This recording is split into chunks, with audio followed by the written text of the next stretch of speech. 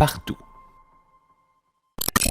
Comme il n'a pas pu être avec nous pendant le bilan de l'année, Pascal Bérubé, on a décidé de le rencontrer par visio. Donc, nous avons fait un petit bilan annuel avec lui et on va aller voir ça. Pascal Bérubé, merci beaucoup d'être avec nous. Tu as été malheureusement absent. Nous, on a enregistré, au moment où on se parle, on a enregistré hier le bilan et on a su, malheureusement, tu ne peux pas être là, mais pour plusieurs raisons, j'imagine. On ne dira pas des raisons, mais je sais que ça brasse beaucoup à Québec. Nous, quand on a terminé le tournage, Christian Dubé démissionnait, donc j'imagine que ça peut avoir joué un peu dans ton absence, mais je suis très content de t'avoir avec moi, puis on va parler de plein de choses dans notre bilan annuel. Je vais commencer par te dire bonjour comme il se doit, parce que je t'ai même pas laissé le temps de me répondre. Donc, bonjour, Pascal. Bonjour, Carl. Ça fait plaisir de se retrouver pour faire un peu un bilan de l'année 2025 qui a été, on en conviendra, fort chargé. Oui, énormément. J'aimerais ça commencer par une petite question simple. Comment est-ce que tu qualifierais ton année 2025? Comment ça s'est déroulé? C'est comme s'il y avait plusieurs années 2025. Il y a eu vraiment de tout. La dernière session parlementaire, je dirais qu'elle marque beaucoup l'année. Il y a eu des départs de la vie politique importants. Le chef du Parti libéral du Québec, le ministre de la Santé, on vient de l'évoquer. Il y a eu aussi un projet de loi sur les médecins qui a beaucoup bouleversé la profession. J'ai parlé à beaucoup de médecins qui étaient vraiment contre ce projet de loi et se demandaient qu'est-ce que ça allait changer dans leur pratique. Il y en a même qui envisageaient de quitter le Québec ou de prendre leur retraite plus rapidement. Et il y a eu, évidemment, en trame de fond, différentes crises. La crise forestière, moi, je me souviens d'avoir rencontré il y a quelques semaines la Coop forestière et Cédrico à Cause-Abscal pour en discuter. Encore des enjeux dans le domaine de la santé au quotidien, l'économie, le pouvoir d'achat et tous les dossiers qui me sont soumis à mon bureau de la Matapédia. On est un peu une clinique sans rendez-vous. Alors, heureusement, on a Marc-Olivier qui est à mon bureau d'Amqui qui fait un travail exceptionnel. N'importe quel citoyen qui fait appel à lui vous dira que c'est traité avec professionnalisme, avec beaucoup de rigueur. On essaie de trouver des réponses pour tout le monde. Alors, c'est beaucoup ça qui me rend fier. Le travail continu, qui est pas toujours visible, en fait, qui est pas médiatisé pour des raisons évidentes. Mais c'est pour ça que je suis en politique. Et je suis assez heureux que dimanche dernier, dans le journal La Presse, on a diffusé le palmarès des élus où l'ensemble des députés de l'Assemblée nationale votent dans des catégories de façon confidentielle pour des députés. Et les députés de toutes les formations politiques m'ont élu comme le meilleur représentant de sa circonscription. Alors, ça fait plaisir. C'est pas la première fois que je remporte le prix, mais je le prends comme un signe d'encouragement à continuer de travailler. Et je pense que ça rend les citoyens assez fiers de dire, quand lui, on le voit à la télévision ou on le voit intervenir dans un dossier, c'est le nôtre, lui. C'est notre député de la Matapédia. Alors, c'est ça qui me fait le plus plaisir dans mon travail quotidien de député. Tu es très présent et très apprécié, je pense, par les citoyens de la Matapédia. J'aimerais ça aussi qu'on aille voir. J'imagine que tu as vu qu'il y a eu beaucoup quand même d'investissements cette année. D'ailleurs, pendant que je parle d'investissement, ça va être sûrement plus dans le bilan 2026, mais je tiens à le préciser que je suis sur le conseil d'administration de la Maison des familles et on a eu un beau montant pour le rénover. Donc, je vais l'annoncer en même temps pendant qu'on est là. Tout à fait. Donc, ouais. J'ai été informé même en avance par le ministre Samuel Poulin, que je connais bien, avec qui j'ai d'excellentes relations, qui m'a informé de ça. On a plaidé beaucoup de dossiers dans la Matapédia, puis on en a gagné plusieurs. Et peut-être le plus spectaculaire, c'est le nouvel hôtel de ville d'Amqui qui a été inauguré. C'était pas simple, il fallait trouver le financement adapté aux besoins. C'est quand même un ouvrage important qui a fait l'objet d'une inauguration, d'une porte ouverte officielle. C'est une grande fierté. C'est une page d'histoire qui se tourne à Amqui et quand on regarde l'hôtel de ville actuel, il est à la hauteur de ce qu'il doit représenter pour les citoyens d'Amqui. Alors, belle complicité avec la mairesse Sylvie Blanchette, réélue. J'en suis très heureux d'ailleurs. Et pour toutes les municipalités de la Matapédia, on travaille pour avoir le plus de financement possible pour nos dossiers, pour en débloquer, pour être présent quand ça compte. Alors, c'est un engagement quotidien. D'ailleurs, hier, j'ai réussi quand même à me libérer. C'était important pour moi de me rendre à Saint-Vianney, qui lance les festivités de son 100e anniversaire. C'était une salle comble, c'était vraiment agréable. Il y a un livre qui a été lancé. Donc, c'est des moments où c'est important de se retrouver avec les communautés et moi, c'est ce qui me plaît le plus. Alors, les gens ont plein de choses à me raconter, puis ça me fait plein de petits dossiers à faire avancer qui sont des gros dossiers pour les gens et ça me donne de l'énergie. Oui, puis aussi, là, on s'en va dans une année électorale. Donc, je voulais peut-être en parler un petit peu aussi. Là, comment tu vois ça? Comment tu pressens ça, 2026, avec les élections qui s'en viennent? Bon, alors, pour 2026, je dirais que jusqu'à la fin juin, je ne pense pas du tout à ça parce que mon objectif, c'est de faire avancer au maximum les dossiers de la Matapédia. Oui. Jusqu'à la toute fin. Puis là, les gens vont se poser la question, pourquoi juin? Parce qu'après la fête nationale, c'est l'été, puis après, on tombe en campagne électorale. Donc, 2026, c'est une année électorale.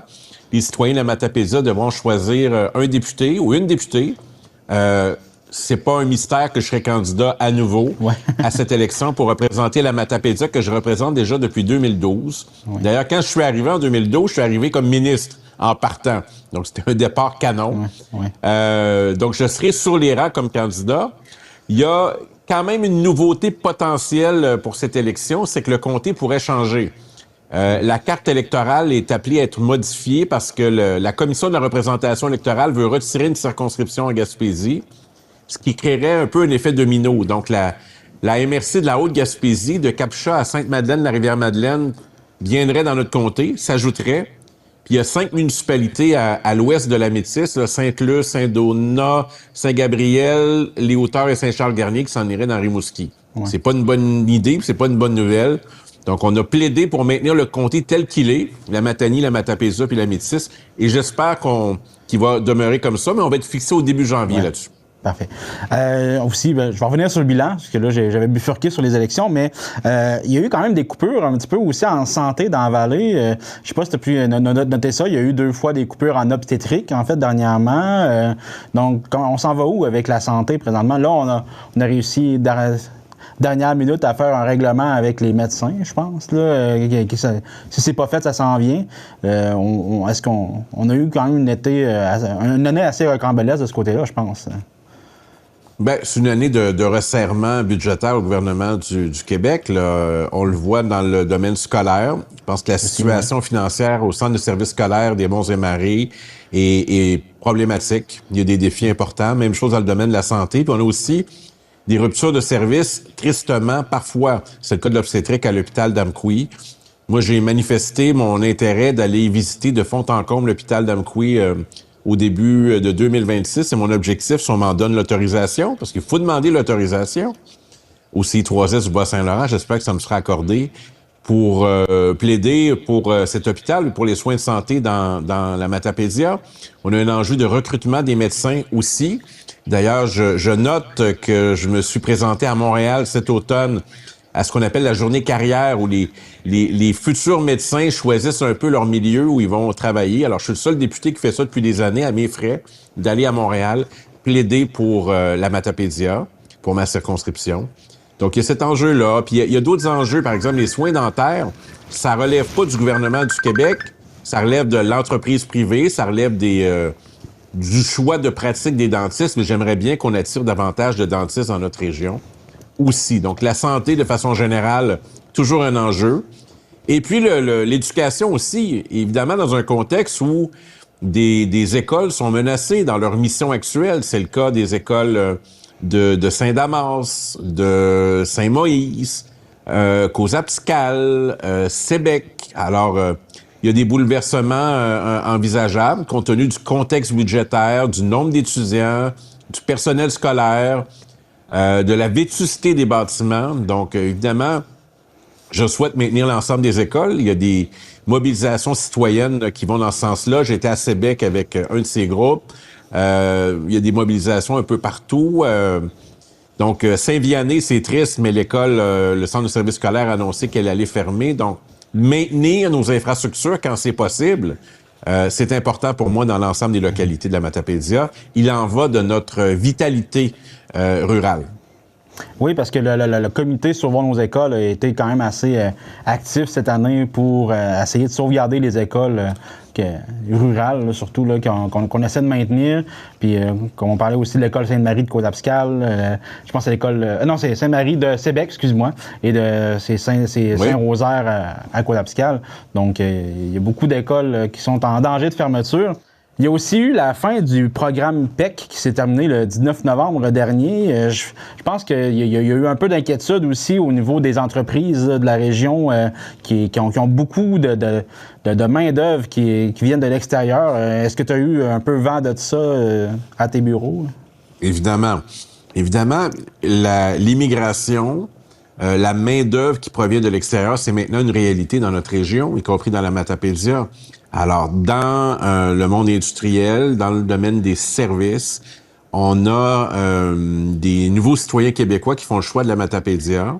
Et dans certains cas, l'espoir qu'ils avaient de demeurer ici est assombri par des nouvelles dispositions là, d'un programme québécois. Évidemment, la question de l'immigration est une question toujours sensible, mais je pense qu'il faut la regarder selon la capacité d'accueil et la capacité d'intégration. Et là où ça cause problème, c'est beaucoup à Montréal et à Laval. C'est là qu'il y a l'enjeu du français, l'enjeu de l'intégration, tandis qu'en région, c'est moins présent.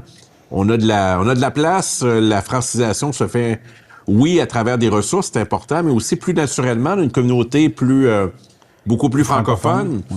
Et il y a de plus en plus d'ouverture, parce que ça n'a pas toujours été simple, là, la question de l'immigration dans notre région. Il y avait parfois des réticences, là, je pense qu'il faut se le dire. Ouais. Et ça tend à disparaître parce que les gens qui font le choix de la Matapédia, ils sont des nôtres. Ils font partie de la famille, puis on les aime et on leur souhaite d'être heureux chez nous. On est une région qui est accueillante.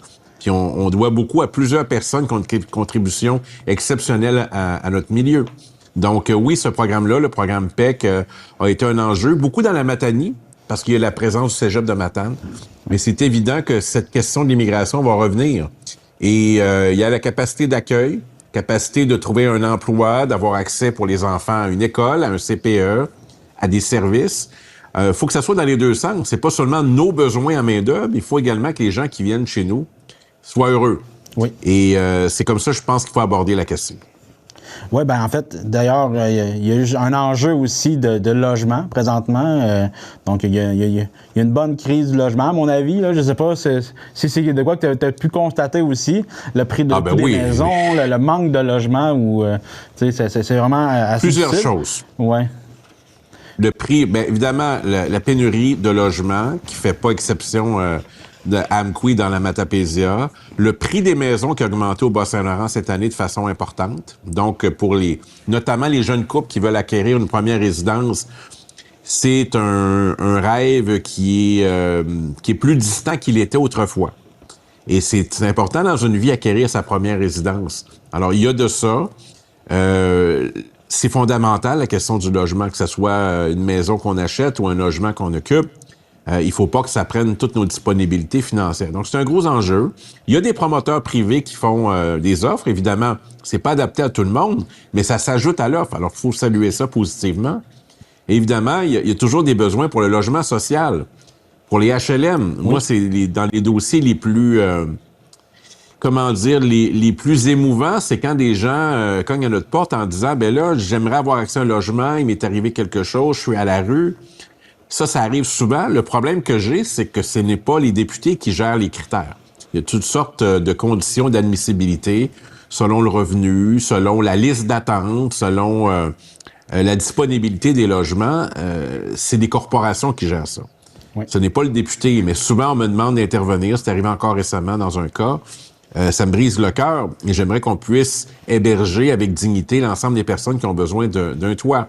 Alors, dans bien des cas, on compte sur l'entraide des proches pour dépanner, pour aider, pour offrir un toit, offrir du réconfort, c'est encore plus important, à des personnes qui en ont besoin. D'ailleurs, mes souhaits de fin d'année sont souvent les mêmes. Il y a beaucoup de personnes seules dans la Matapédia. Des personnes qui n'ont pas d'enfants à proximité ou de proches, qui vivent leur vie carrément seuls et qui, je pense, seraient heureux d'avoir un signe des gens de leur entourage, des voisins, des gens qui les connaissent un peu pour discuter avec eux, prendre un café, les inviter à une activité familiale dans le temps des fêtes, mais tout au long de l'année. Moi, je pense que cette période-ci devrait nous faire réfléchir beaucoup sur qu'est-ce qu'on peut faire pour aller à la rencontre des gens qui sont seuls dans la vie. Il y en a beaucoup plus qu'on pense. Oui, vraiment. Puis surtout au niveau aussi des personnes âgées aussi qui vivent beaucoup d'isolement. Donc, il faut qu'on... Et aussi des familles, des personnes immigrantes. Donc, on peut essayer de s'unir quand même. La beaucoup, solitude, la solitude, c'est un des grandes tragédies de notre époque moderne. On pense qu'on est ensemble parce qu'on a des réseaux sociaux, parce qu'on s'écrit sur Facebook ou sur Instagram, mais il y a des grandes solitudes qui se vivent. Et moi, je l'ai beaucoup senti pendant la pandémie parce que fallait apporter de l'information à tout le monde. Il y a des gens qui s'informent pas sur les réseaux sociaux, qui écoutent pas beaucoup les médias. Puis on avait fait une chaîne téléphonique pour identifier les personnes de plus de 70 ans. J'avais obtenu l'autorisation pour faire ça. Puis on leur avait envoyé un appel automatisé qui leur disait « Vous pouvez laisser un message si vous avez besoin d'assistance. » Et on a découvert toutes sortes de situations de gens seuls qui passaient sous le radar et qui avaient besoin d'assistance, puis on leur a apporté cette assistance. Et ça a été une grande leçon. Et moi, je suis tellement sensible à la question des gens seuls, à leur capacité de bien vivre. L'épicerie augmente. On a parlé du logement tout à l'heure, mais le prix de l'épicerie, le prix de l'essence, le prix de la vie en général, c'est élevé. Et d'ailleurs, moi, je suis sensible à ça parce que il y a des gens, des fois, qui disent les députés sont tous pareils ou les policiers sont tous pareils. Bien, pendant ce mandat, le gouvernement a décidé d'augmenter le salaire des députés de façon importante, de 30 %. Bien, sachez que le député de la Matapédia que je suis a refusé l'augmentation.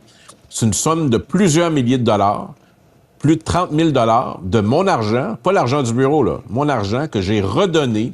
J'ai refusé l'augmentation et j'ai donné ça au Centre d'action bénévole de la Matapédia, de la Métis et la Matanie pour permettre à des gens qui ont besoin d'avoir des soins de santé, notamment à Québec, de pouvoir payer les frais d'hébergement, de repas, d'essence. C'est ce que j'ai fait avec l'augmentation. Parce que je trouvais que, quand je me suis fait élire en 2022, c'était pas prévu. Je me suis pas engagé pour ça. Et que cet argent-là, j'aime mieux la redonner. Alors, moi, ça fait partie de mes valeurs très profondes d'être en communion avec les gens que je représente. Et je veux qu'ils sachent, pas pour qu'ils me disent que je suis bon ou je suis bien généreux, mais je veux qu'ils sachent que je pose des gestes concrets qui vont dans le sens de mes paroles. Oui, parce que effectivement, c'est difficile pour les gens de la région parfois d'avoir des soins de santé parce que c'est rendu décentralisé, c'est rendu centralisé en fait. Donc, les services de proximité, on en a de moins en moins. Hein, je me trompe pas. Donc, il faut souvent passer à Rimouski, à Rivière-du-Loup, à Québec. Oui, puis hommage au groupe communautaire de la CDC de la Matapédia qui font un travail exceptionnel. Je suis allé à leur gala un peu il y a quelques semaines. Oui. C'était à Val-d'Irène, puis je leur ai rendu hommage pour le travail quotidien qu'ils font auprès des plus démunis, des gens qui ont besoin d'assistance. Heureusement qu'on les a. Une fois qu'on a dit ça, je pense que le gouvernement du Québec leur doit une meilleure reconnaissance, un meilleur financement, ne serait-ce que pour les personnes qui œuvrent auprès des plus démunis. On a souvent les mêmes clientèles à mon bureau puis dans leur groupe. Oui. Alors, énormément de gratitude et de respect pour ces personnes. Oui. Avant de terminer, est-ce que tu aurais des bons coups à souligner de 2025? Ben des bons coups, c'est parce que on en fait quotidiennement avec Marc-Olivier au bureau d'Amco. Je peux pas vraiment en parler parce que c'est des dossiers personnels, mais on débloque des affaires, on est assez habile pour plaider nos affaires, pour obtenir du financement, pour faire avancer des dossiers. J'en ai pas en particulier qui me viennent en tête. J'en ai une multitude de dossiers individuels qui me viennent en tête. Mais je dirais que les bons coups, moi, j'aime les souligner quand ils viennent des autres. Alors, il y a plein de belles initiatives sur le territoire de la Matapédia. Il y a des gens qui se partent en affaires dans le domaine agroalimentaire. Il y a des gens qui ont des réussites personnelles. Il y a des gens qui se prennent en main, qui allaient mal, puis là, ils ont des belles réussites. Il y a des gens qui posent des gestes de bonté. Ça me touche tellement. Alors, c'est à ces personnes que je veux rendre hommage. J'ajouterais aussi toutes les personnes qui se sont engagées à la dernière élection municipale dans la Matapédia. Autant les personnes qui ont remporté, à qui j'ai écrit pour les féliciter, mais les personnes qui n'ont malheureusement pas gagné, mais qui se sont engagées. Je veux rendre hommage à ces personnes-là qui ont à cœur la Matapédia. Je veux saluer toutes les personnes qui travaillent, parfois dans l'ombre, à faire une différence sur notre territoire. On leur doit beaucoup. Puis la Matapédia, ben c'est une région, quand je pense à elle, des grandes corvées, une région où la famille est capable de se serrer les coudes, une région vaillante, puis une région qui sait c'est quoi les mobilisations pour assurer son avenir. Alors, je suis très fier, moi, d'être le député de la Matapédia. C'est une grande fierté pour moi et c'est un immense privilège. Et à nouveau, cette année, je veux rendre hommage à tous ces citoyens qui me soutiennent. Et je veux rendre hommage à mon collaborateur Marc-Olivier Caron, à mon bureau d'Amqui, qui fait un travail exceptionnel depuis plusieurs années. Je pense que les gens qui ont affaire à lui savent qu'il travaille très bien et qu'il rend service à beaucoup de monde dans la région. Oui. Ah oui, Marc-Olivier, très disponible pour répondre à nos questions. Je sais qu'il nous a beaucoup accompagnés, comme je disais tantôt avec la Maison des familles, quand on avait des questions pour des financements, des choses comme ça. Donc, vraiment, un très gros merci à Marc-Olivier qui est présent. J'aimerais ça aussi, en terminant, est-ce que tu aurais des souhaits? Parce que là, je sais que tu as une autre entrevue, je surveille l'heure un peu. Je sais que tu as une autre entrevue qui s'en vient. Est-ce que tu as des souhaits pour 2026 en terminant? Évidemment, je ne serais pas très original, mais la santé, la santé, la sérénité pour certains, d'avoir les moyens de ses ambitions, de foncer, de vouloir réaliser ses rêves, de rêver grand, à la fois pour notre région, mais pour soi-même. Je pense que l'ambition, c'est parfaitement légitime. Et je nous souhaite de passer collectivement une belle année. Chez nous, dans la Matapédia, on est chanceux d'habiter un si beau territoire, en paix, avec autant de beauté autour de nous, puis une population aussi fière. Alors, c'est tout simplement ça mes souhaits. Super. Fait que je souhaite aussi une belle année 2026 en élection cette année. Donc, on va sûrement se revoir à quelques reprises pour Absolument. Des débats, des présentations. Donc, ça va me faire plaisir de te recevoir pendant cette année. Tout à fait. Et mes meilleurs vœux à l'ensemble des téléspectateurs de la TVC, dont je suis, oui. Et qui est un média très important dans notre communauté. Là, je pense qu'il faut le réaliser. Un média qui a pignon sur rue à Amqui et qui est présent là, quand ça compte dans notre région. Alors, je veux rendre hommage à l'ensemble des artisans et artisanes de cette télévision si importante dans la Matapédia. Merci beaucoup, Pascal. Merci. Et à 2026. Oui, à 2026.